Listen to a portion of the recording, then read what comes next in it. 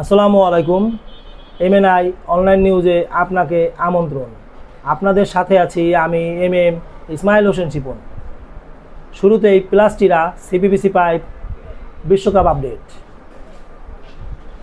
FIFA World Cup 2026-এর 26শে June মোট 6টি ম্যাচ অনুষ্ঠিত হয়। এই 6টি ম্যাচের মধ্যে প্রতিটি দল তারা তাদের গ্রুপ পর্বের শেষ ম্যাচ খেলতে মাঠে নামে। প্রথম যে ম্যাচটি অনুষ্ঠিত হয়, এই ম্যাচে ইকুয়েডর মুখোমুখি হয় 4 বারের সাবেক বিশ্ব চ্যাম্পিয়ন জার্মানির। ইকুয়েডর এই ম্যাচে জার্মানিকে 2-1 গোলের ব্যবধানে পরাজিত করে 2026 ফিফা ওয়ার্ল্ড কাপের প্রথম অঘটনের জন্ম দেয়। ইকুয়েডর সরকার এই আনন্দকে জনগণের মাঝে উৎসর্গ করে শুক্রবার সাধারণ ছুটি ঘোষণা করে। আইভরি কোস্ট কুরাসাওকে 2-0 গোলের ব্যবধানে পরাজিত করে। জাপান এবং সুইডেন 1-1 গোলে ড্র করে তাদের ম্যাচটি।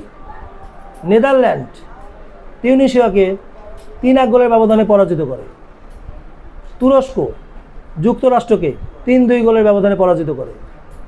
প্যারাগুয়ে এবং অস্ট্রেলিয়ার ম্যাচটি গোলশূন্য ড্র হয়। সুপার 32-এ জাপান তাদের প্রতিপক্ষ হিসেবে পেয়েছে 5 বারের সাবেক বিশ্ব চ্যাম্পিয়ন, বিশ্বকাপের সবথেকে সফল দল নেইমারের ব্রাজিলকে।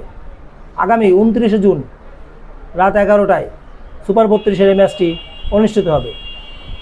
মরক্কো ও নেদারল্যান্ড মুখোমুখি হবে সুপার 32-এর ম্যাচে।